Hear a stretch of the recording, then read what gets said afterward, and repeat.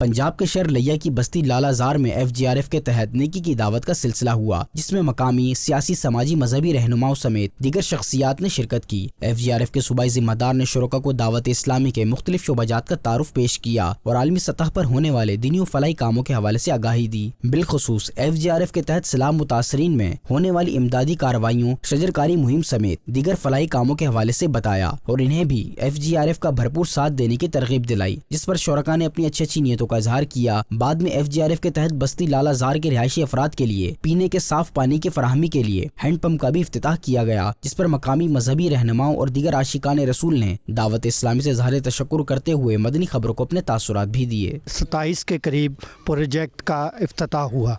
اور یہاں پہ مدنی حلقے بھی لگے، نیکی کی دعوت پیش کی گئی، ہفتہ وار اجتماع کی دعوت اور مدنی کورسز کے لیے اسلامی بھائیوں کو تیار کیا گیا۔ یہ ایک سوشل ایکٹیویٹی ہے جس میں